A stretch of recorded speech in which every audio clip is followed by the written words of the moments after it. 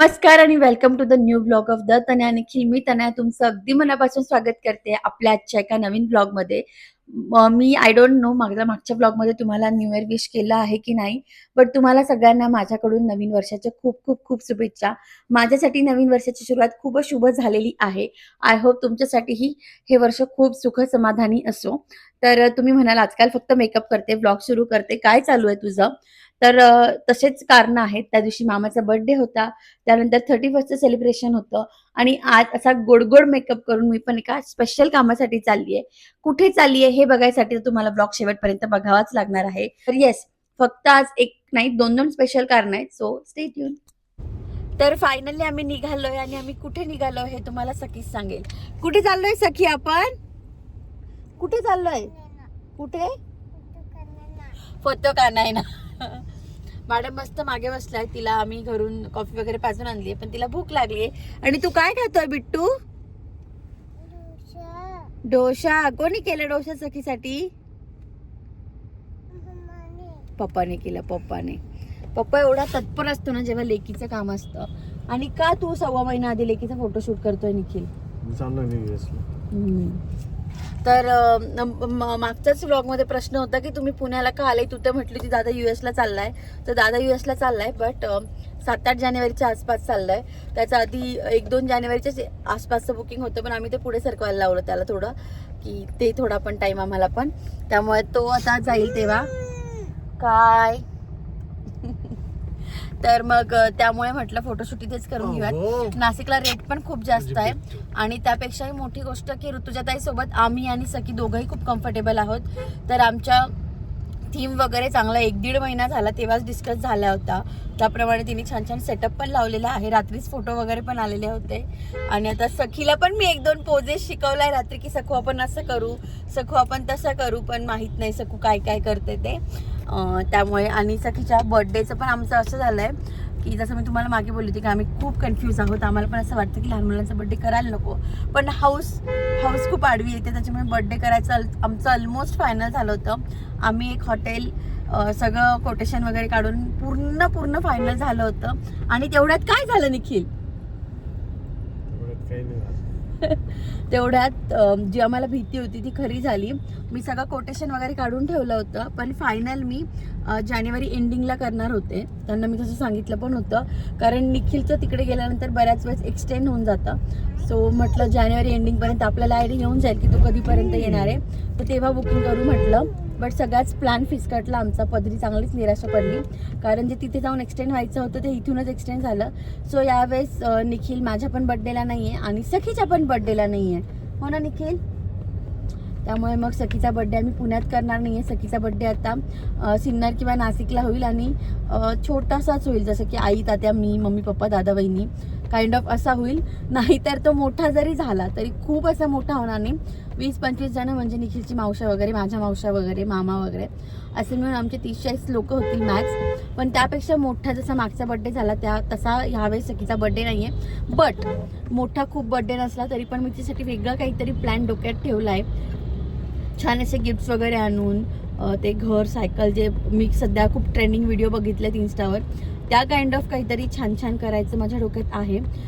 तर बघूयात, घरी गेल्यानंतरच सगळा तो विचार करेल. नेक्स्ट वीक निखिल जाणार आहे, मला पण आई घ्यायला येणार आहेत, तर मी पण घरी जाणार आहे. सो तिथे जाऊन मी ठरवेल कसं काय करायचं आहे. काय इतकं गोडू बोलतो ना हा. रात्री झोपेत तू काय सांगत होतं? कोण रागवलं होतं तुला? पप्पा रागवला. मग तू कोणाला, तात्याने नाव सांगायचं का? मग तात्या काय करतील पप्पांना? हक्का देईल पप्पाला. आणि मम्मा तुला त्रास देते का? नाही देत ना? म्हण ना सखी, नाही देत म्हण. ए सखी, काही गरज नाही. तिला जास्त आवडतच नाही फोनमध्ये बोलायला. ती त्या बाबतीत जरा पप्पावर गेली आहे. आता फोटो काढायच्या बाबतीत पप्पावर जाऊ नये म्हणजे आमचं फोटोशूट चांगलं होईल, कारण आमच्या पप्पाचा हार्डली एखाद दुसरा फोटो असतो जो मी काढते बळजबरीने. 11 वाजेपर्यंत आम्ही पोचलो होतो ऋतुजा ताईच्या स्टुडिओमध्ये. आमचं पहिलं फॅमिली फोटोशूट ठरलेलं होतं. तिने सेटअप वगैरे लावून ठेवला होता.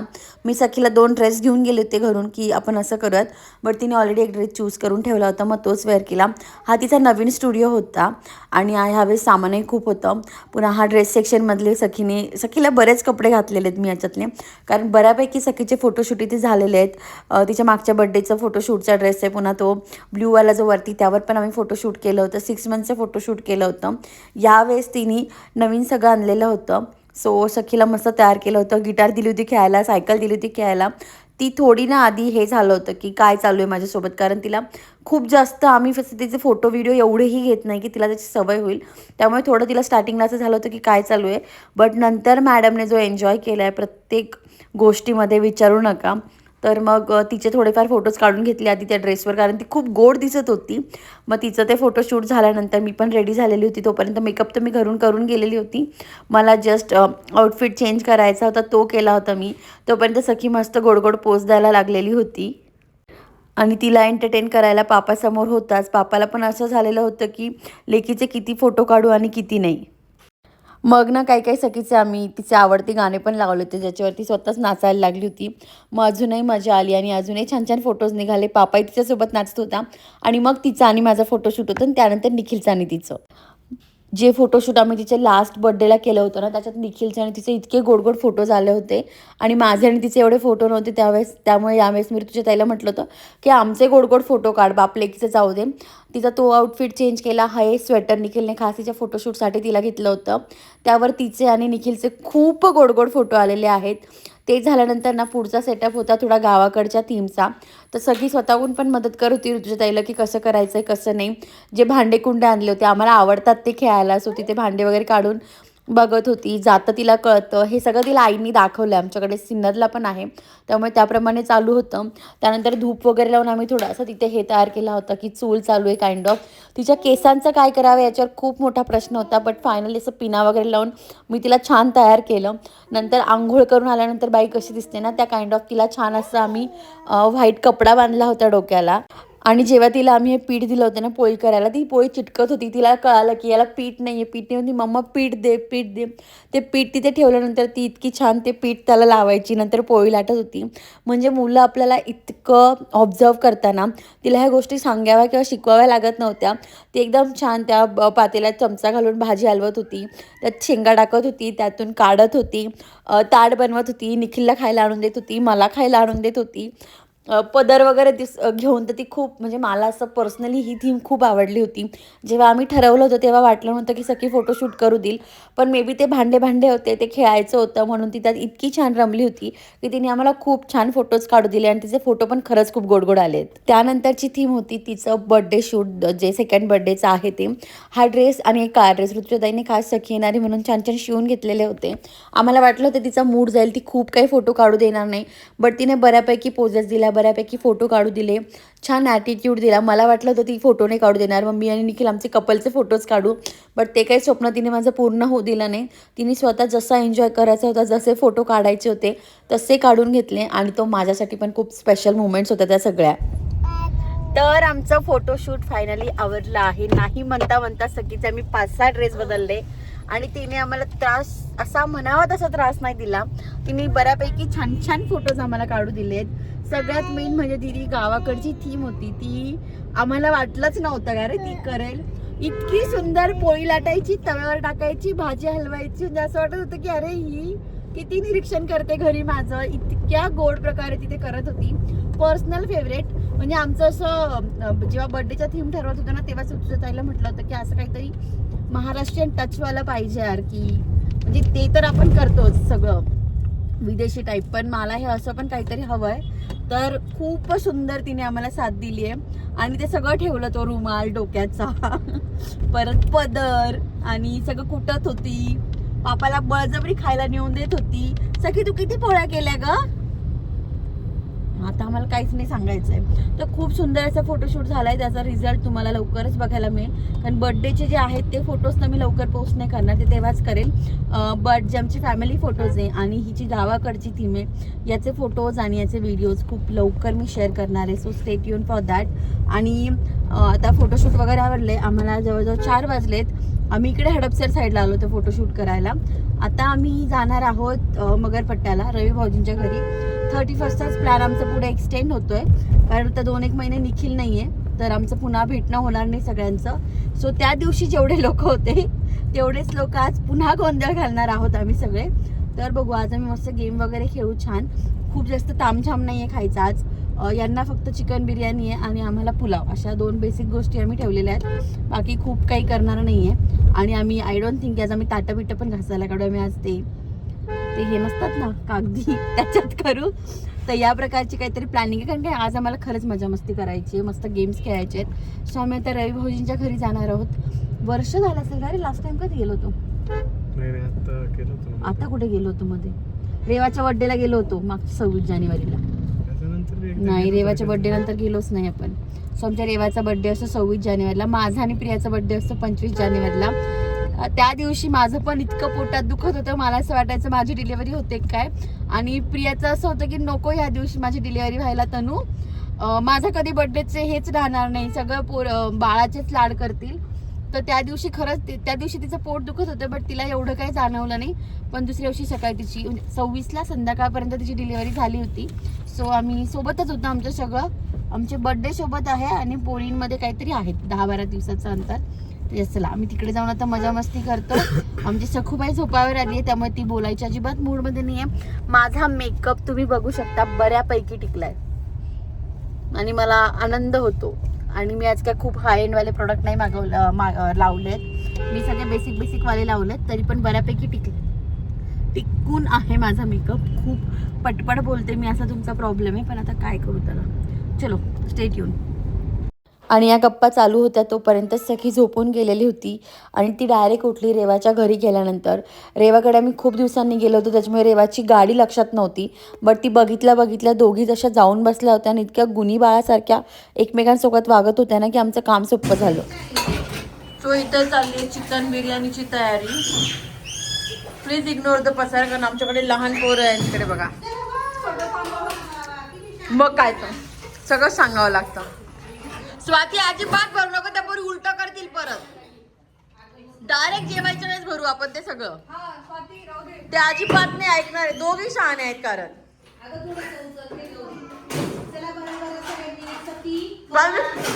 पाहिजे सगळे आत्ताच फेकते बाहेर काढून. प्रियाकडे येईपर्यंत माझं ना खूप एक्झर्शन टाईप झालेलं होतं, त्याच्यामुळे खूप काही केलं नाही, फक्त पुलाव केला आणि हा भात तो काढायला काय ती मदत केली. पण त्याच्यानंतर जे गेम झाले त्याच्यात माझा आवाज इतका मोठा होता, मला भूक लागली होती, मी जेवायला बसली. हे सगळे नॉनव्हेजवाले मेंबर होते. आम्ही ब्लफ मास्टर गेम खेळलो. हा आमच्या जेवणाच्या आधीचा राऊंड होता, नंतर सगळ्यांचे जेवण झाले आणि मग आम्ही कहर केला गेम्सचा. त्याच्यानंतर हा दुसऱ्या दिवशीचा रात्रीचा व्हिडिओ आहे. सकाळपासून उठल्यापासून सगळं चालू होतं की मला गोलूकडे जायचं आहे, मला गोलूकडे जायचं आहे, गोलूच्या घरी जायचं आहे. आणि संध्याकाळी आमचा प्लॅन ठरला बाहेर जायचा. तर सखीला इतका आनंद झाला होता ना की गोलू गाडीत आली आहे, गोलू मला भेटली आहे. त्या दोघींना अशा भांडतात पण एकमेकींना असं गोड वागवतात पण. आणि गोलू पण आमचा इतका हसरा आहे, म्हणजे सखी तरी कधीतरी रडत असेल, गोलू कंटिन्यू हसते. तिच्यासमोर कोणी होता रागीट माणूस पण असेल अशी आमची गोलू आहे. तिथून आम्ही ते शिवांजली हॉटेल तिथे जेवायला गेलो. आम्हाला आधी वेगळा टेबल देत होते, पण आमची गर्दी एवढी होती ना, आमच्याकडे एवढी चिल्लर पार्टी होती की त्यांनी एक वेगळा सेक्शनच आम्हाला दिला. तिथे पण सखी आणि गोलू वरती बसून इतक्या मजा मस्ती करत होत्या. आणि शेवटी आम्ही सगळं आवरून मग घरी आलो. कट टू डे 2ची रात्र. काल आमचा रवी भाऊजींकडेच मुक्कामाचा प्लॅन होता. मी कपडे वगैरे तिथेच घेऊन गेलो होतो, प्लॅन एक तो होता. पण काल दिवसभर मी असं विशेष असं काहीच काम केलेलं नव्हतं. पण सखीच्या फोटोशूटमुळे म्हणा किंवा काय दुसरं म्हणा, मला खूप प्रचंड थकवा टाईप झालेलं होतं.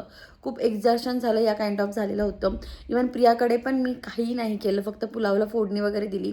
विशेष असं काही कामही नाही केलं, सगळं पोरींनी आवडलं तिघींनी. पण तरी पण मला खूप एक्झर्शन झालं होतं. रात्री एवढ्या गर्दीत पण आम्हाला गेम खेळायचे, ते आम्ही खूप मस्ती केली काल, खूप मस्ती केली. अक्षरशः हसलो रडलो त्या ब्लफ मास्टर गेममध्ये. तो इतकं डोकं दुखत होतं माझं, तरी पण मला तो गेम खेळायचा होता. तो गेम खेळलो तिथून आणि 1 वाजता निखिल म्हणे चल आपण घरी जाऊयात, कारण त्याला पण 2-3च दिवस राहिलेत जायला, त्याची पण पॅकिंग करायची होती. आणि त्याला पण असं झालं होतं की आता मला पुन्हा ऑफिस सुरू होईल, माझी झोप नाही होणार, सकाळी लवकर उठावं लागतं. चल म्हणजे इथे राहिलं तर मला सकाळी 6-6:30ला उठावंच लागेल चिल्लर पार्टी उठल्यानंतर, घरी जाऊयात, तुझं पण एक्झॅशन झालं आहे. म्हणून मग आम्ही तिकडनं निघालो रात्री 1 वाजता. येता येताच एका सिग्नलवर आम्हाला पोलिसांनी पकडलं. आता ना एकतर मला तर इतकी झोप होती, मला काही सुचतही नव्हतं. आणि मग ते पोलिसांनी पकडल्यानंतर तिथे बरेच लोकांना त्यांनी धरलेलं होतं. रात्री 1-1:30चा टाईम असेल. मग ते फूक मारायला लावतं, कारण रात्री धरलं तर. मग फूक मारली, त्यात काहीच नाही निघालं. त्यावरनं मे बी त्यांची चिडचिड झाली. मग ते वेगवेगळे रूल सांगायला लागले, इकडं नव्हतं यायचं, हे नव्हतं करायचं. आणि त्या प्रॉपर रोडने गाड्या चालू होत्या. आणि मला झोपेत काही कळत नव्हतं, मला निखिलला विचारायची इच्छा पण होत नव्हती. पण आम्हाला 500 रुपयाचा दंड बसला. तिथे 2-2 शब्द पण झाले, की ते सांगत होते निखिलला, तुम्हाला जर रूल बदलायचे असतील तर आयुक्त व्हा, IPS व्हा, ते रूल ठरवता काइंड ऑफ, थोडं लिमिट क्रॉस करून. पण आम्हाला पण तर डोकं लावायची इच्छा नव्हती. मी पण निखिलला म्हटलं चल घरी. नंतर मला असंही झालं होतं का निघालं रवी भाऊजींच्या घरून, तिथेच राहिलो असतं तर बरं झालं असतं. पण असो, आमची काहीच चूक नव्हती. बट आम्ही, निखिल कितीचा दंड बसला रे काल? नाही आला काय असं तो म्हणतोय. 500 ते म्हणत होते, पण त्यांनी मारला नाही, कारण त्यांच्याकडे ठोस हे पण नव्हतं. काय आलं रे तू, माझ्या माईक घेऊन आला तू? तर असं करून घरी आलो नाही. आज आम्ही कितीतरी दिवसांनी दुपारी 11-11:30ला उठलो आम्ही तिघं पण, कारण माहीत नाही का, इतकं सखीच्या बड्डेला तसं झालं होतं. मग दुसऱ्या दिवशी आज काल तसं झालं. ते झालं आज दिवसभर. ठरवलं होतं निखिलची पॅकिंग वगैरे करू, पण खूप काही असं विशेष केलेलं नाही निखिलच्या बाबतीत पण. तर आता उद्यापासून सगळं करावं लागेल, जे असेल नसेल ते. आणि संध्याकाळी प्लॅन ठरला होता आमच्या बिल्डिंगचे जे फ्रेंड्स आहेत त्यांच्यासोबत बाहेर गेलो होतो. तिथे पण आम्ही बऱ्यापैकी गोंधळ घातला. तिथे पण मन नाही भरलं. पुन्हा खाली आलं, आईस्क्रीम खाल्लं आणि मग आत्ता घरी आलो आहे. आणि आता ॲक्च्युली थकल्यासारखं झालं आहे परत. सो येस, आपण आजचा व्लॉग इथेच फिनिश करूया. आय होप तुम्हाला आपला आजचा व्लॉग आवडला असेल. सखीचे फोटोज कसे वाटले तेही खाली कमेंटमध्ये नक्की सांगा. आणि भेटूयात पुढच्या व्लॉगमध्ये. तोपर्यंत बाय.